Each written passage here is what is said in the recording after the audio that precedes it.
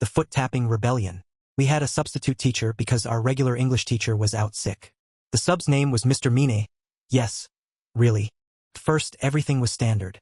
Then, about 10 minutes into the class, Mr. Mine stopped at my friend Jada's desk. Jada always taps her foot when she concentrates. It's just her thing. Collision, the confrontation. Stop that, Mr. Mine said harshly. Jada looked up confused, but she stopped.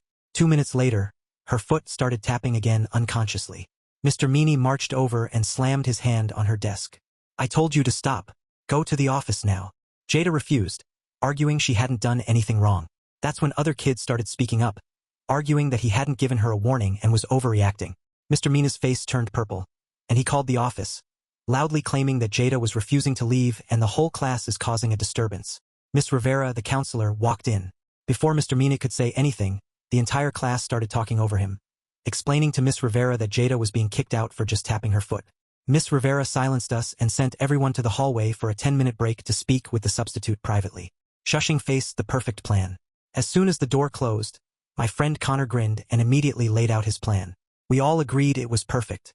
When Miss Rivera waved us back in, Jada was back at her desk, and Mr. Mine looked annoyed. He told us to get back to work. I set a timer on my watch.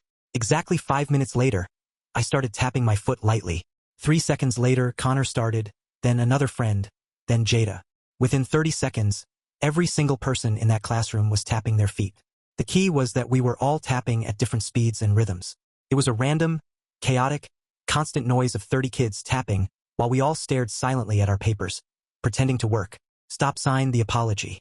Mr. Mine froze mid-sentence while writing on the board. His hand stopped. He slowly turned around and scanned the room. Every kid was tapping. His expression shifted to one of complete defeat. He knew exactly what we were doing and why.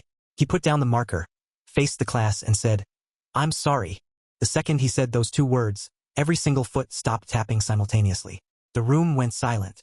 I overreacted about the foot tapping. That was wrong of me. I apologized to Jada and to all of you.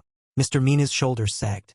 He sat at the desk for the rest of the period, not saying another word unless asked a question. When the bell rang, he was the first one out the door. We later heard he left the building during lunch and never returned to cover the afternoon classes. We never saw Mr. Mine again.